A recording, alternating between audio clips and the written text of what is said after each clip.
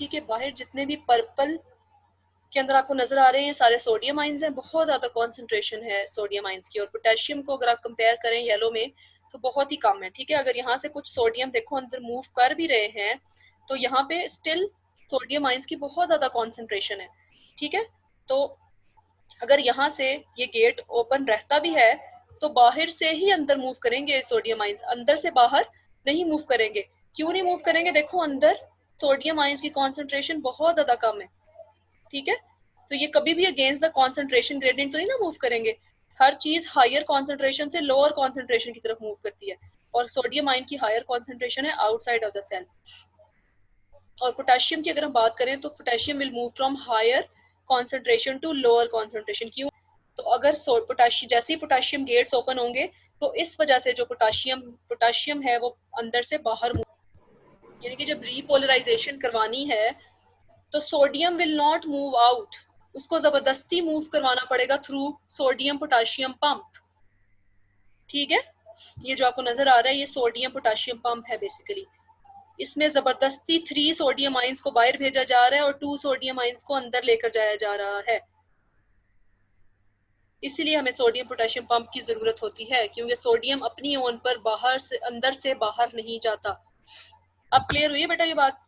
Against the concentration gradient sodium move नहीं करेगा, उसको जबरदस्ती मूव करवाना है। ठीक है, सोडियम पोटेशियम पंप में हम हमेशा बात करते हैं ना कि सोडियम पोटेशियम पंप क्या कर रहा होता है, 3 सोडियम आइंस को 3 sodium ions will move out in exchange of 2 potassium ions inside। जैसे कोई स्टिमुलस आएगा तो डीपोलराइजेशन की स्टार्ट हो जाएगी। अब ये जो डीपोलराइजेशन है बेसिकली ये एक्शन पोटेंशियल वाली चीज है। ठीक है, अब ये जो मेम्ब्रेन है वो रेस्ट नहीं कर रही है, अब वो एक्शन में आ गई है, एक्टिव हो गई है। ठीक है, किस तरह से एक्टिव हो गई है कि बाहर चूंकि अब सोडियम आइंस अंदर मूव हुए हैं तो अब सोडियम आइंस के अंदर मूव होने की वजह से बाहर नेगेटिव आइंस की कॉन्सेंट्रेशन थोड़ी ज्यादा होना शुरू हो गई है एज कम्पेयर टू पॉजिटिव। ठीक है, पोटेशियम आइंस भी अंदर ज्यादा है, वो भी पोटेशियम आइन भी पॉजिटिवली चार्ज है, तो अंदर पॉजिटिव चार्ज बहुत ज्यादा हो जाएगा। ठीक है, और क्यों पॉजिटिव चार्ज होगा? देखो इस वक्त सोडियम गेट्स ओपन है और पोटेशियम गेट ओपन नहीं है, तो वो अंदर ही जो पॉजिटिव चार्ज है वो अंदर ही बिल्ड होता रहेगा। ठीक है, और उसको पॉजिटिव बना देगा इनसाइड ऑफ द मेम्ब्रेन को। फिर जैसे ही यहाँ से इलेक्ट्रिकल इम्पल्स पास हो जाएगी, ठीक है, अब इस मेम्ब्रेन ने वापस अपने रेस्टिंग पोटेंशियल में आना है, वापस इस स्टेट पे आना है। तो क्या होगा? अब यहाँ पर पोटेशियम चैनल्स ओपन हो जाएंगे। ठीक है, अब पोटेशियम चैनल क्यों ओपन होंगे? ताकि इस स्टेट को वापस लेके जाया जा सके, अंदर से पॉजिटिव चार्जेस को कम किया जा सके। तो सोडियम तो मैंने आपको बताया वो ढीट है, वो नहीं बाहर मूव करेगा। तो पोटेशियम चूंकि अंदर जो है वो ज्यादा है और बाहर कम है, तो वो जैसे गेट ओपन होगा तो potassium will rush out of the cell. ठीक है, अंदर से बाहर जल्दी से मूव करना शुरू हो जाएगा। क्यों मूव करना शुरू होगा? ताकि अंदर पॉजिटिव चार्ज को कम किया जा सके और इसको रेस्टिंग मेम्ब्रेन पोटेंशियल की तरफ लेके जाया जा सके, ताकि अंदर नेगेटिव आ जाए वापस और बाहर वापस पॉजिटिव चार्ज। ठीक है, और फिर फाइनली जब इतनी कंसंट्रेशन हो जाएगी तो बाहर पॉजिटिव चार्ज आ जाएगा और अंदर नेगेटिव। अब हमें अंदर सोडियम ज्यादा नहीं चाहिए। ठीक है, पहले देखो ये इवेंट का एक वो बनाओ पूरा फ्लो चार्ट। सबसे पहले ओपन होते हैं, सबसे पहले सारे गेट्स बंद हैं। ठीक है, उसके बाद हमारे पास सोडियम चैनल ओपन हुआ, ये बंद था, पोटेशियम पंप हमारे पास बंद था। उसके बाद फिर हमारे पास सोडियम चैनल बंद हो गया, पोटेशियम चैनल ओपन हो गया और सोडियम पोटेशियम पंप भी बंद था। फिर उसके बाद हमारे पास सोडियम चैनल भी बंद हो गया, पोटेशियम चैनल भी बंद हो गया, और ये जो सोडियम पोटेशियम पंप है उसने वर्क करना शुरू कर दिया, जिसने सोडियम आइंस को जबरदस्ती बाहर निकालना शुरू कर दिया कि आपकी जगह यहाँ नहीं बनती, आपने बाहर ही जाना है। ठीक है, तो उसको जबरदस्ती 3 sodium ions in exchange of 2 potassium ions काम करेगा। थी ना एक्शन पोटेंशियल की बात, कि देखो ये part of the plasma membrane इसमें एक्शन पोटेंशियल में है, क्योंकि यहाँ पर बाहर नेगेटिव चार्ज आ चुका है और अंदर पॉजिटिव चार्ज आ चुका है। ठीक है, तो जैसे ही यहाँ से इलेक्ट्रिकल इम्पल्स पास होगी तो यहाँ पर सोडियम पोटेशियम बाहर आना शुरू हो गया, तो यहाँ पर वापस वही पोजीशन रीस्टोर हो जाएगी। ठीक है, अभी फिलहाल ये कौन सी स्टेट में है? डीपोलराइजेशन स्टेट में है, ये वाला पार्ट है ना, डीपोलराइजेशन स्टेट में है। और यहाँ पर अगेन इसकी रीपोलराइजेशन हो गई है।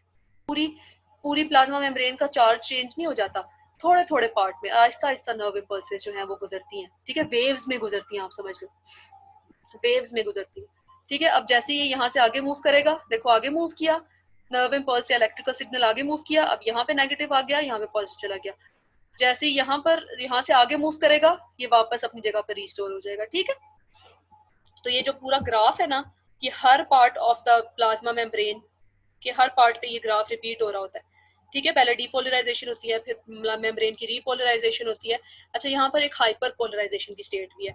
देखो सोडियम सॉरी जो पोटाशियम पंप्स हैं वो हर वक्त तो ओपन नहीं रह सकते, उनको बंद होना है, ठीक है। तो पोटेशियम आयंस को कौन बताएगा कि उसने अब बंद हो जाना है, अब बस ज्यादा पोटेशियम को बाहर नहीं जाना चाहिए।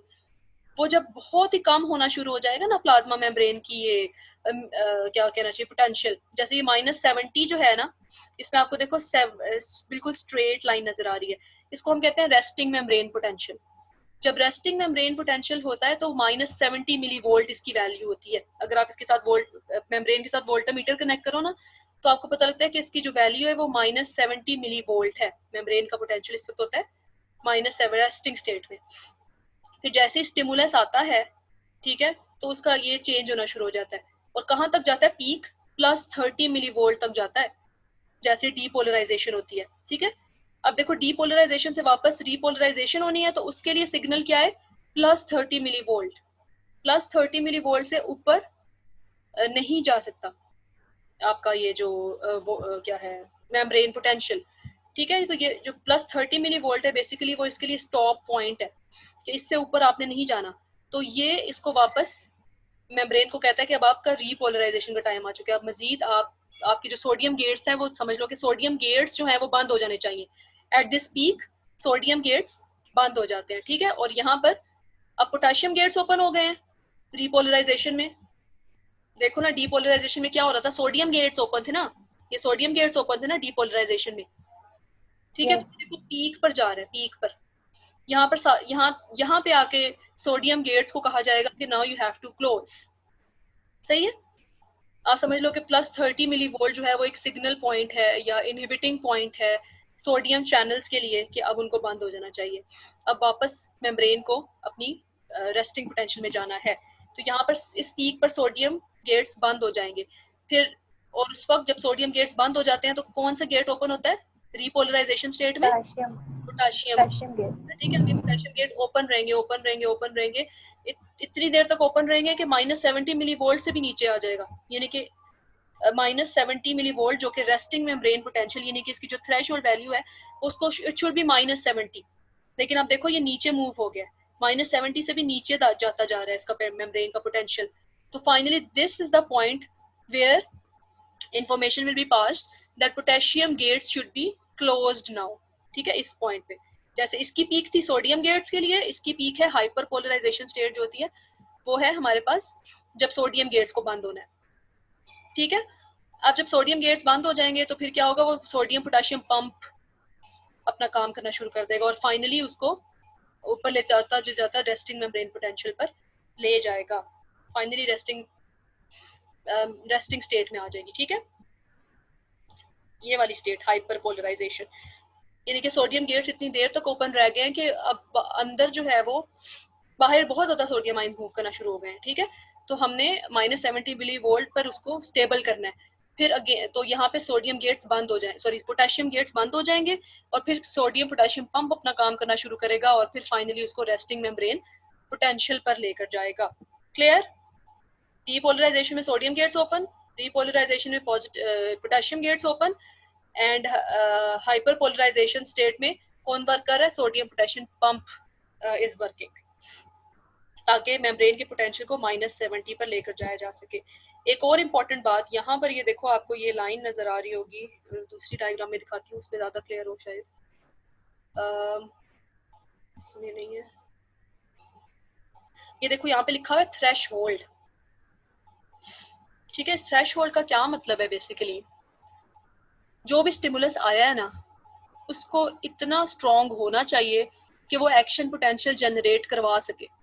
फॉर एग्जाम्पल मैं आपको एक फनी एग्जाम्पल देती हूँ, आजकल आप लोग अपनी नींद वगैरह पूरी करते हैं, रात को देर से सोते हैं, तो सुबह अगर आपकी अम्मी आपको जगा रही हैं तो जरा अगर वो जरा प्यार से बोलेंगे कि बेटा उठ जाओ, तो आप नहीं उठेंगे, है ना। प्यार से जब बोलेंगी। तो जब ऐसे वो एक जोरदार आवाज में बोलेंगे तो फिर आप उठ के बैठ जाएंगे, एकदम से एक्शन में आ जाएंगे, नहीं? तो बेसिकली वो जो अम्मी की जोरदार आवाज है ना, वो थ्रेश होल्ड है, यानी कि स्टिमुलस को इतना स्ट्रांग होना चाहिए कि वो एक्शन पोटेंशियल जनरेट करवा सके। एक्शन पोटेंशियल तभी जनरेट होगा जब थ्रेश होल्ड वैल्यू को मीट करेगा स्टिमुलस।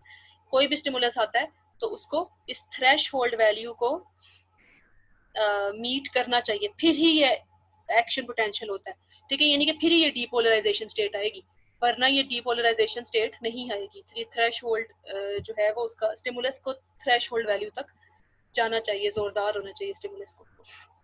क्लियर हो गई ये बात? हमारे पास दो तरह के मेम्ब्रेन पोटेंशियल होते हैं, resting membrane potential and action potential, ठीक है? रेस्टिंग मेम्ब्रेन में कोई मैसेज पास नहीं हो रहा होता, कोई इलेक्ट्रिकल इंपल्स पास नहीं हो रही होती, जबकि एक्शन पोटेंशियल में इलेक्ट्रिकल इंपल्स पास हो रही होती है। और उसके हमारे पास कितनी स्टेजेस होती हैं? मेजर 3 स्टेजेस होती हैं, डीपोलराइजेशन, रीपोलराइजेशन, हाइपरपोलराइजेशन, है ना? और फिर फाइनली वो वापस रेस्टिंग पोटेंशियल में चला जाता है। देखो इस स्टेज पे ये वाला जो एक्शन पोटेंशियल यहाँ पर जनरेट हो रहा है, यहाँ पर सब कुछ हो रहा है। अभी ये वाला रेस्टिंग मेम्ब्रेन पोटेंशियल है, यहाँ पर क्या हो रही है? डीपोलराइजेशन, ये डीपोलराइज्ड स्टेट में है, ठीक है? जैसे ही इसका काम पूरा हो जाएगा, जैसे ही आगे मूव करेगी, now it is in repolarized state, ठीक है?